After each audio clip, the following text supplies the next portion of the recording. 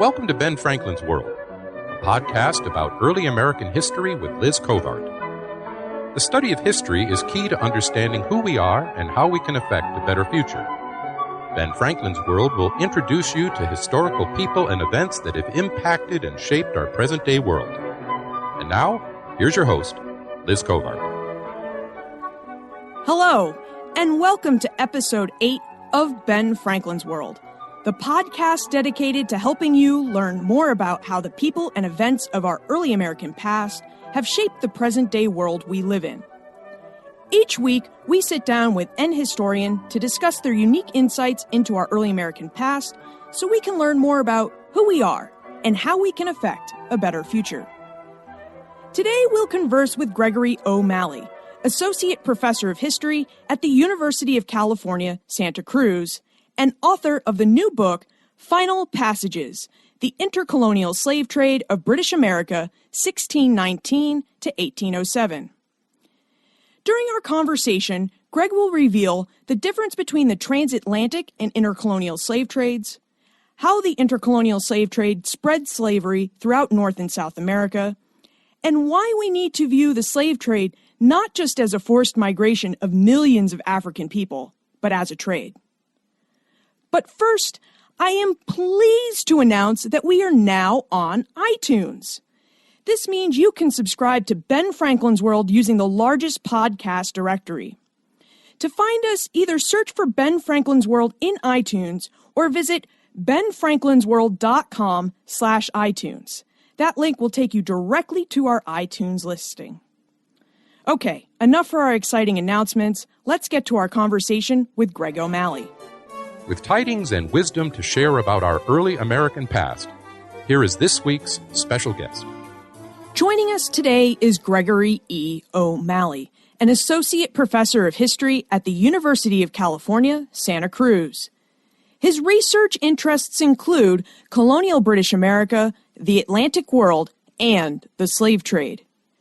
Greg is the author of the prize-winning article, Beyond the Middle Passage, Slave Migration from the Caribbean to North America, 1619 to 1807, which was published by the William and Mary Quarterly in 2009, and the new book, Final Passages, The Intercolonial Slave Trade of British America, 1619 to 1807.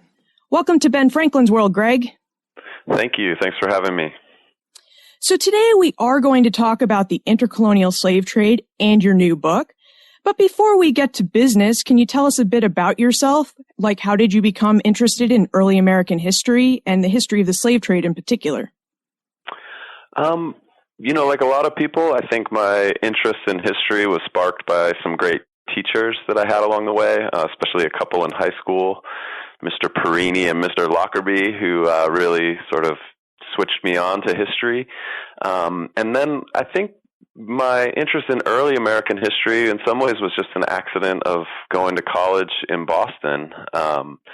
And I knew I wanted to study history, but didn't have a strong interest in any particular period. But arriving there, that just seemed like the field of history to go into was early American. And Jill Lepore was still at Boston University at that time, and the opportunity to work with her was a big part of it as well. Diversity and the ways in which Americans have struggled with being a diverse society has always been a theme that has really interested me. So I think that was part of what drew me to slavery. If I was doing early American history, those struggles in America of how to deal with slavery and its legacy has always been just something I've found very compelling. And I can certainly relate to the effect Boston has on one's desire to, study early American history. My parents used to march my brother and I along the Freedom Trail every year as kids. So that's what I blame for my interest in early American history.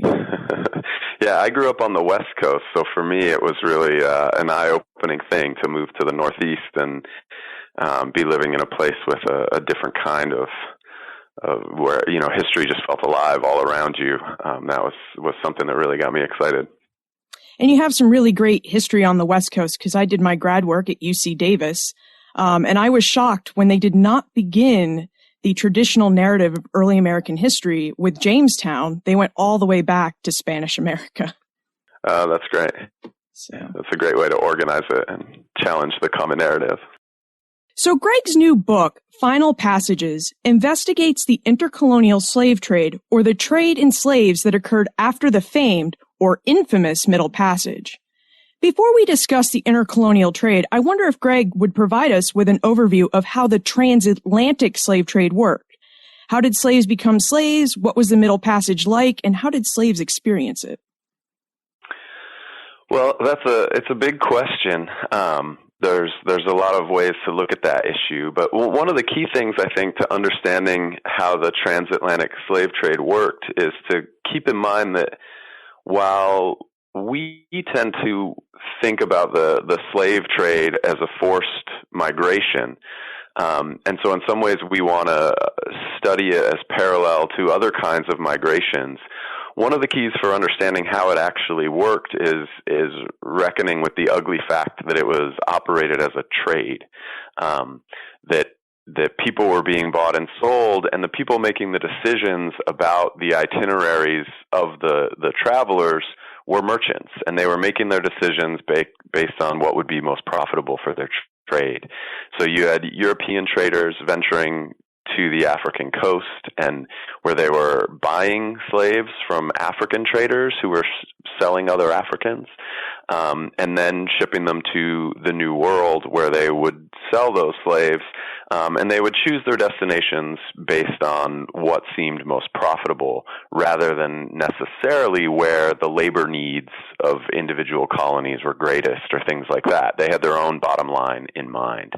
So the Middle Passage is that phase of the slave trade that carried people across the Atlantic Ocean. And the name for Middle Passage comes from the fact that for these traders, they were engaging in what was usually a three-part journey. They would sail from Europe to Africa, or sometimes from North America to Africa, with various trade goods that they would sell in Africa in exchange for enslaved people. Then in a second passage, or a middle passage, they would carry people across the Atlantic, and then they would sell enslaved people and take on colonial crops and produce of various kinds and ship that in a third passage back to Europe, or back to whatever their port of origin was. So they referred to the passage as the Middle Passage because for them it was the second part of a three-part journey. Now, ironically, we've used that name Middle Passage to talk about slaves' experiences, but it's actually a Eurocentric term. It's how Europeans understood the journey.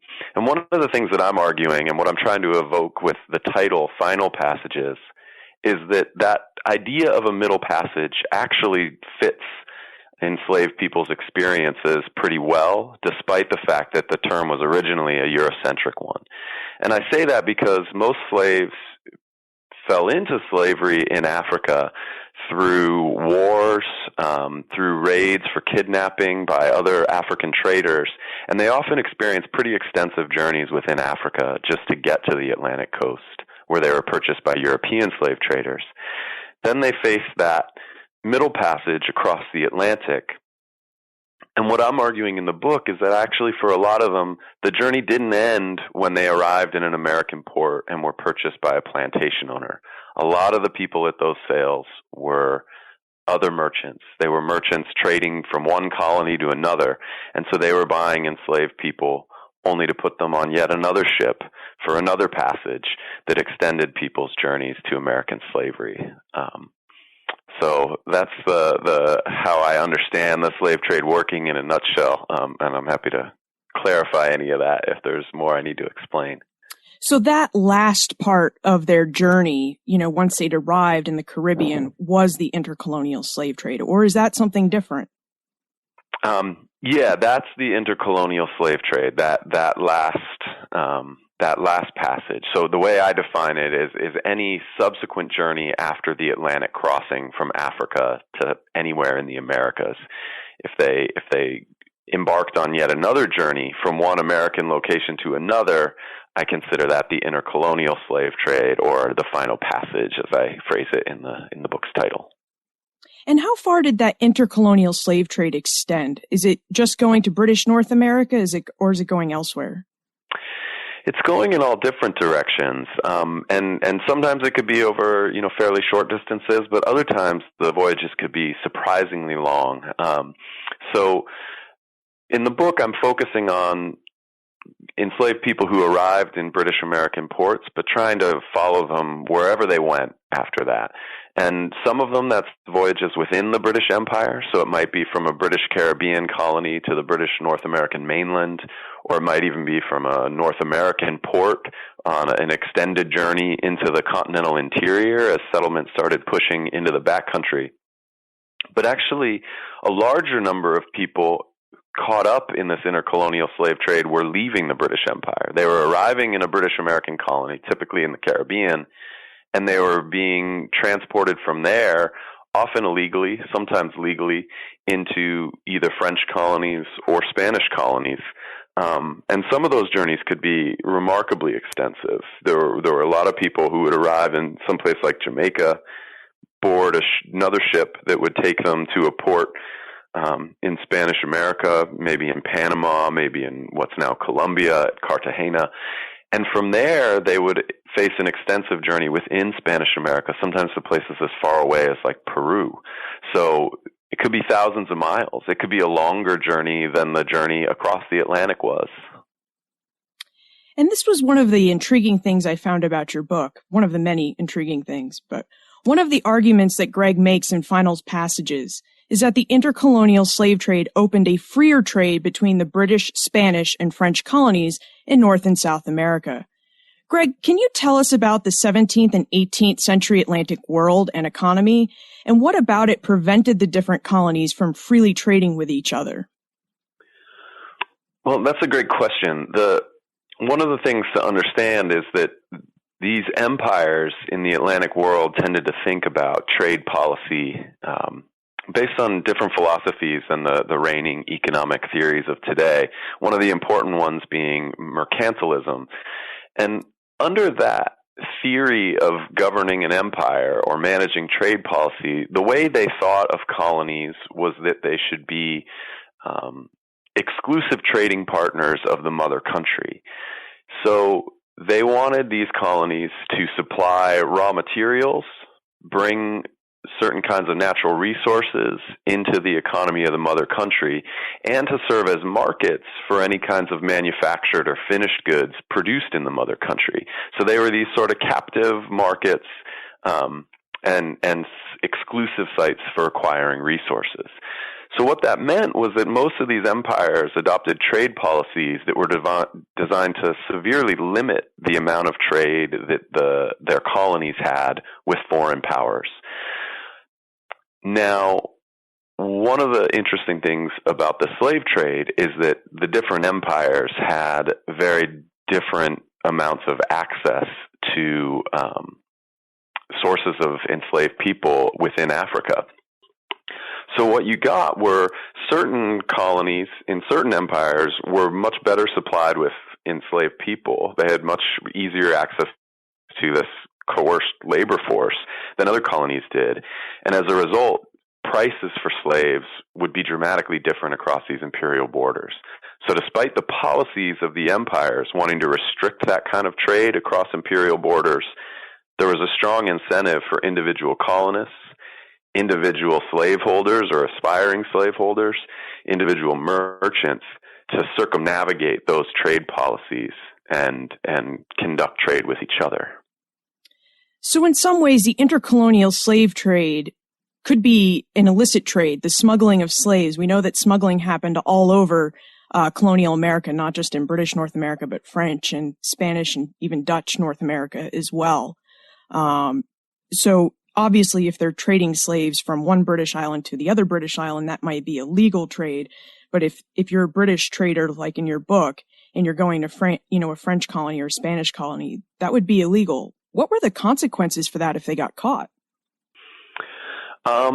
It depends on who catches them. The most common penalty for illegal trade of various kinds in this era was simply the confiscation of the cargo.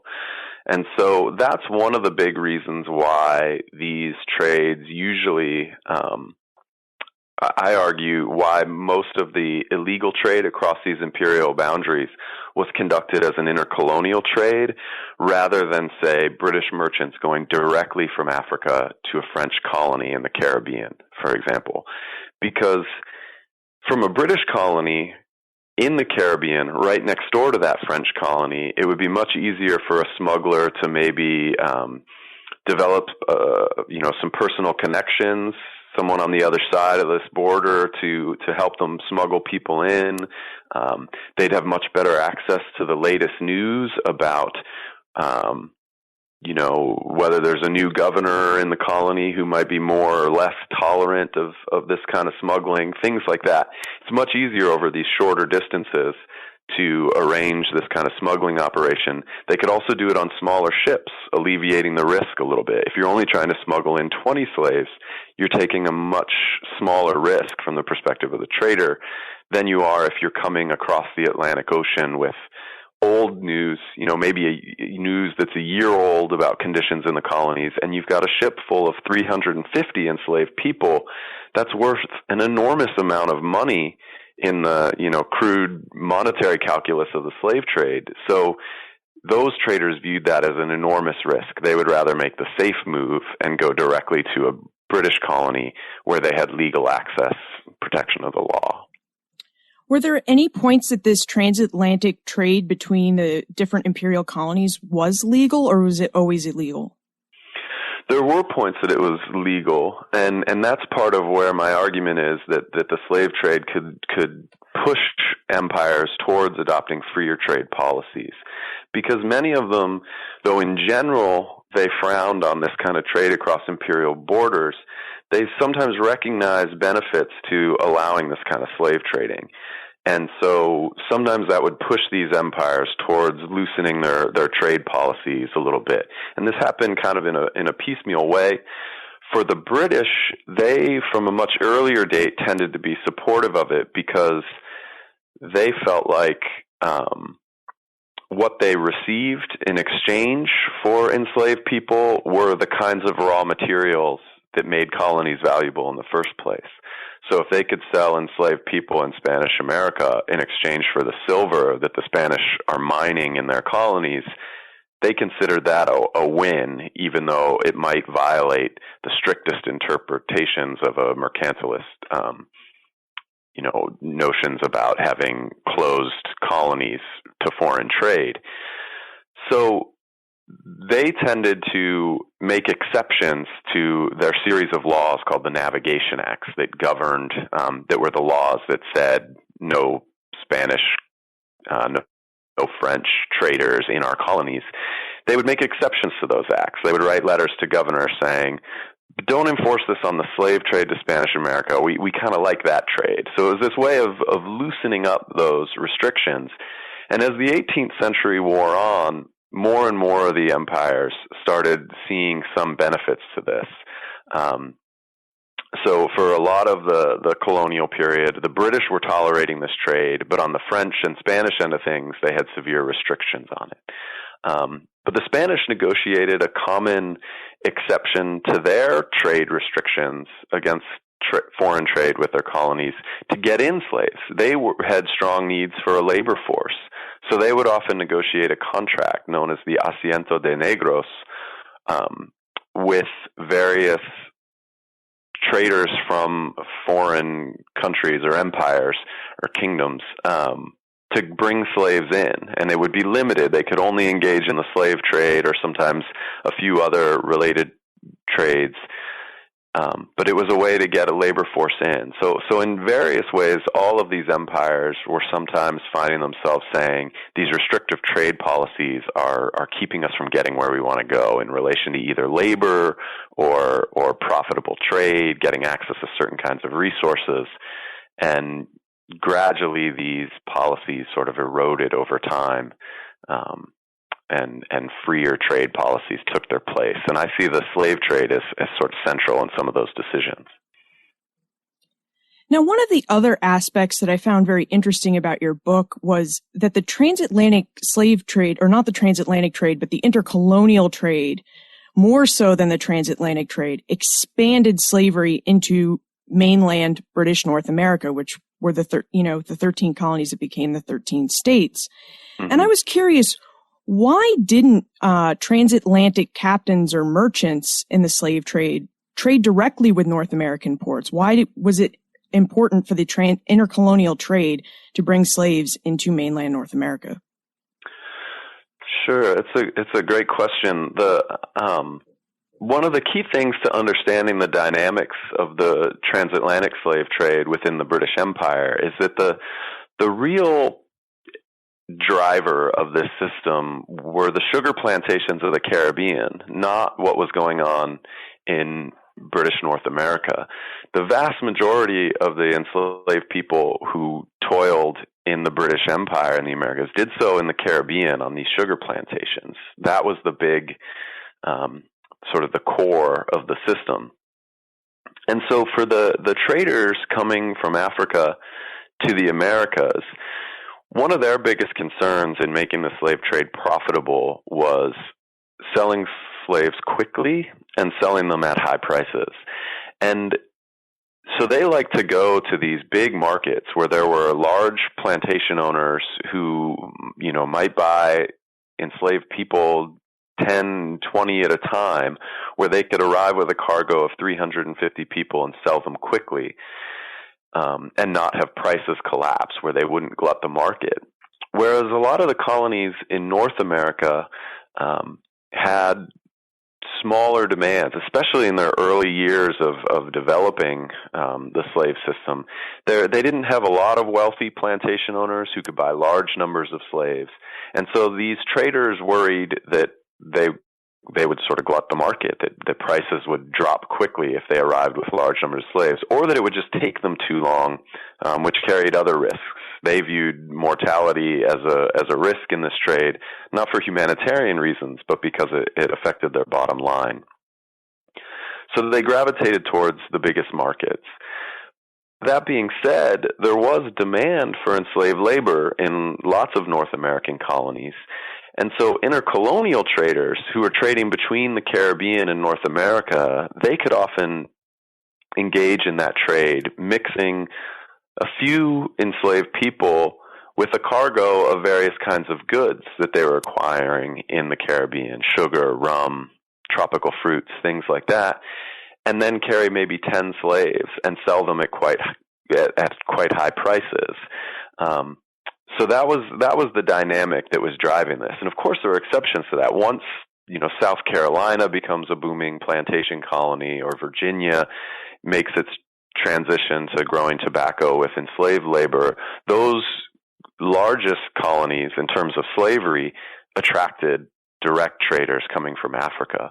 But lots of the smaller colonies, in terms of their commitment to slavery, and even South Carolina and Virginia in their early years of getting established with the institution, they tended to look more to this indirect trade from the Caribbean that brought smaller numbers of people at a time.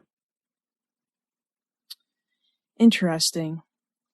Another wonderful thing that you do in your book is you really try to humanize the slaves' experience, which is difficult because they didn't leave a lot of records behind. Many of them couldn't write or, speak English.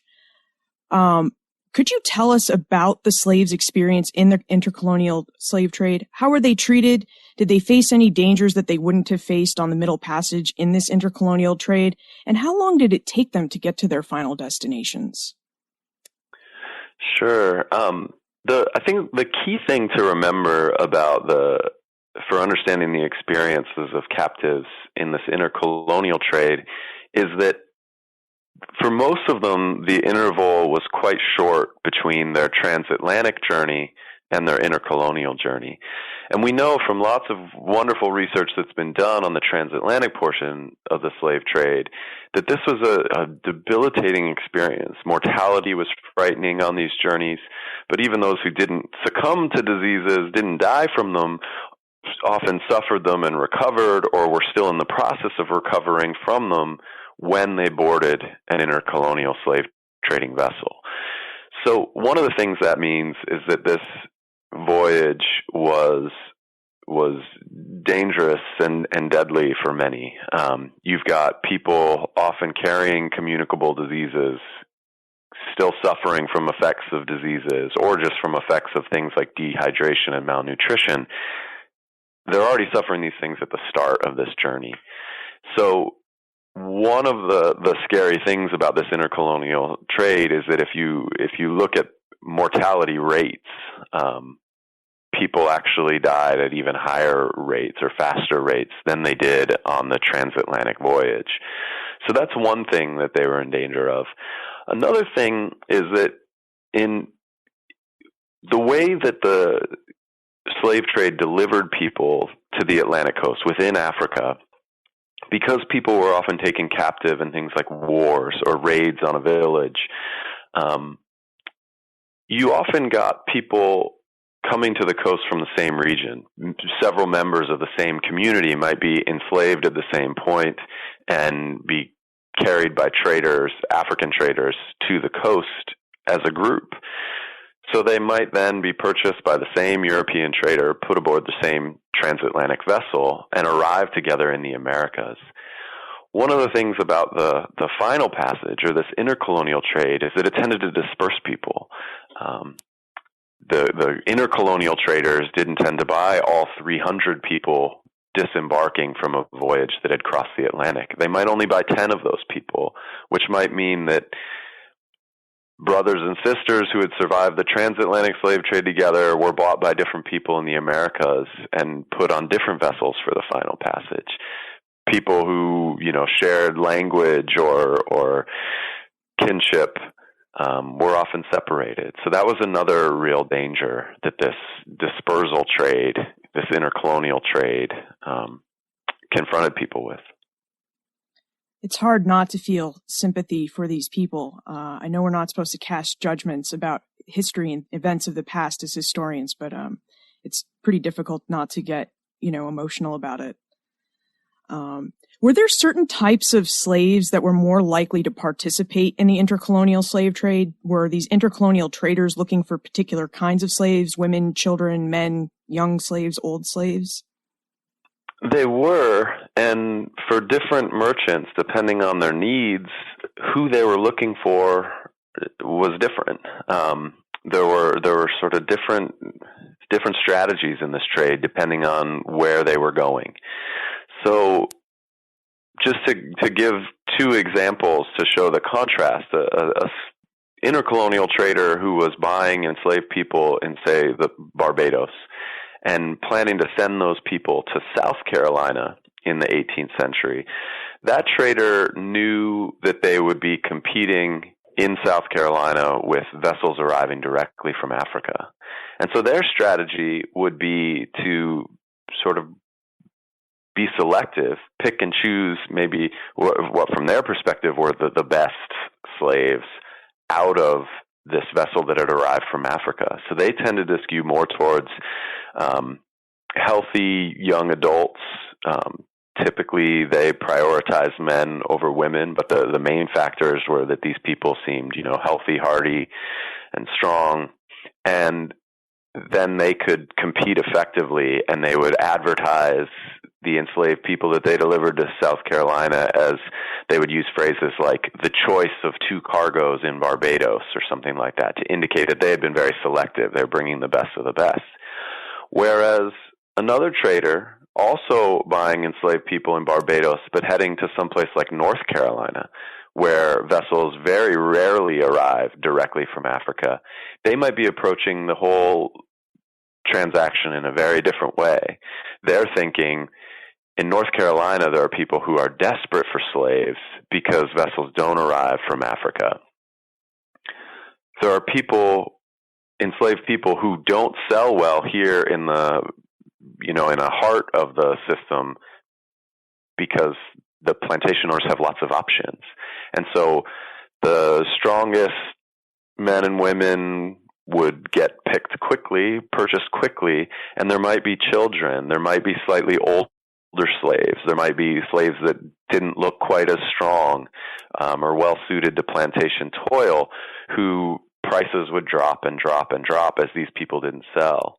And this trader headed to North Carolina might specialize in buying people like that, with the idea that in North Carolina, buyers had fewer options, couldn't afford to be as selective, and they might pay better prices for these people who were overlooked in another market. So depending on the route of trade that you're talking about at any given time, the patterns of who would be chosen for that route of trade could be completely different. And I think this is also part of the reason why you get this challenge for the enslaved people of separations, that the decisions of the traders were based on these kind of calculations that had nothing to do with which enslaved person feels a bond with which other enslaved person. It's just these market forces that are sending people in different directions, this sort of cold calculus.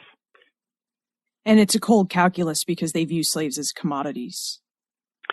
They really do. They really do. One of the things that was most striking and troubling to me in this research was the way in which, in a lot of the sources that I use are merchants, are letters of various merchants who are organizing these kinds of ventures. And the way they will talk or write about enslaved people interchangeably with barrels of sugar is just it's shocking and incredibly troubling to see these letters where a merchant will just say, if the price is low enough when you're in Barbados, they're writing to a ship captain, say, purchase X number of barrels. But if the price for sugar is too high, it won't sell well when you get here, so buy 100 slaves. There's no differentiation in the way they talk about it between one commodity and another, even though one of these so-called commodities is human beings.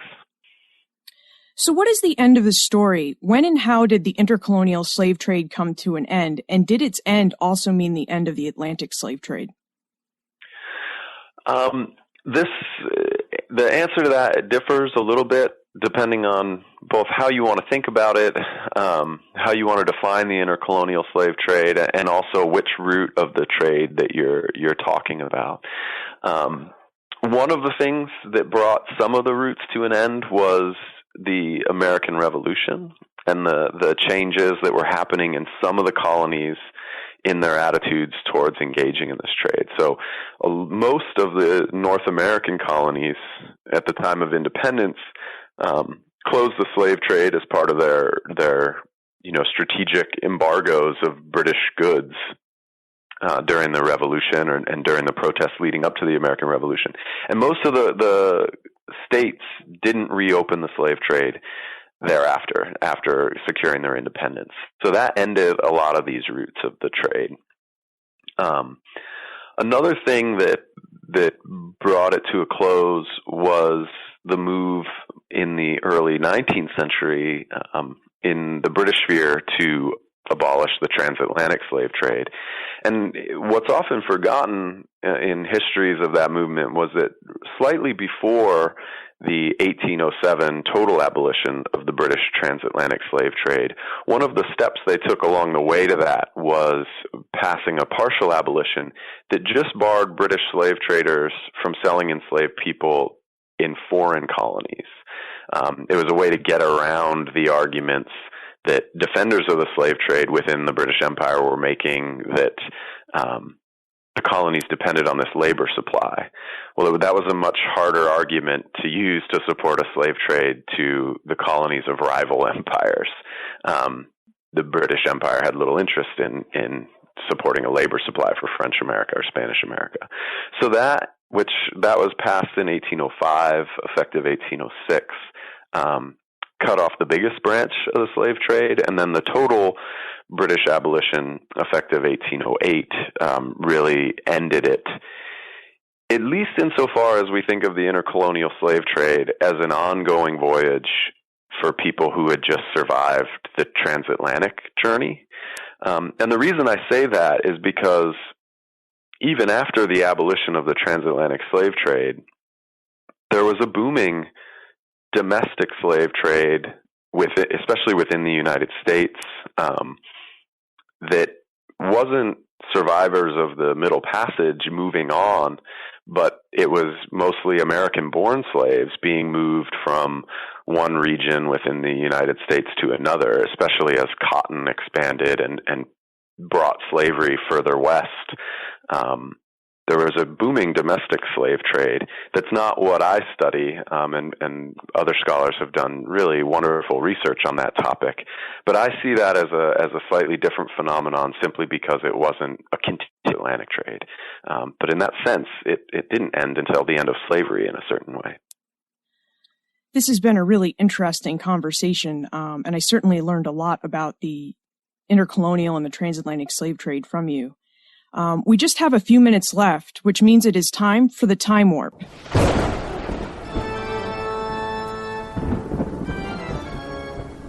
The time warp.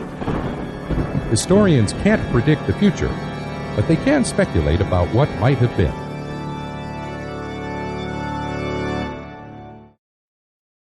This is a fun segment of the show where we ask you a hypothetical history question about what might have happened if something had occurred differently, or if someone had acted differently. Are you ready for the time warp, Greg? I'm ready for the time warp.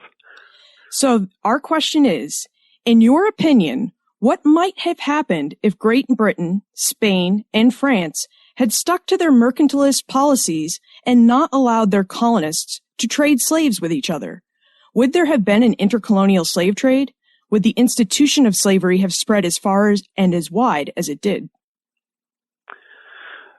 That's an interesting question. I think I get to cheat a little bit on the time warp because to a certain degree, we know what would have happened, I think. And that's because for most of the 18th century, France really did cling, even more so than Spain did and than Britain did, to these policies. France tried very hard to block this intercolonial slave trade. And what that meant was that since Britain had a more established trading presence in Africa and supplied more enslaved people to the Americas, is that prices were substantially lower for enslaved people in the British colonies of the Caribbean than they were in the French colonies in the Caribbean.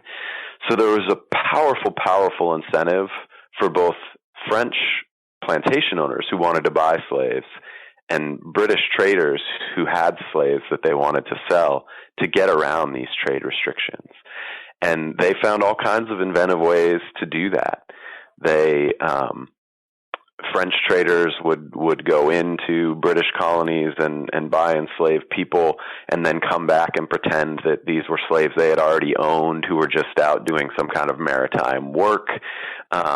They would meet at neutral colonies at some of the islands, in the Caribbean that were not firmly controlled by any of the colonial powers yet. And individual traders and plantation owners who were interested in circumventing the law would meet up at those neutral islands and make their exchanges. And then one way or another, the French colonists would smuggle enslaved people back in. So in effect, they tried to enforce their mercantilist policies and failed. And that's what ultimately led them to relax some of those policies. Was sort of it was a fait accompli. These policies weren't working, and so they tried lowering the barriers and then managing the trade and taxing the trade and things like that instead. So I get to cheat on the time warp. We have real evidence. Well, that's all right. It was a really good answer, so I guess we'll allow you to cheat there. So before we conclude, can you tell us about what aspect of early American history you're researching now? Sure. There's a few different things that I'm interested in. I'll just tell you about one, but it's a project that builds off of this one, or maybe off a question that's been troubling me that the research for Final Passages couldn't answer. Because one of the things that I've always been interested in the history of slavery in the Americas is that we know that the fairly small number of enslaved people who were delivered to North America, that population grows dramatically over the centuries and decades of slavery. until we have this huge number of enslaved people in the United States by the eve of the Civil War. Whereas in the Caribbean, there's a very different experience, which is that the population of enslaved people needs to be continually replenished by the slave trade because there's not enough just demographic growth, reproduction, and healthy child rearing.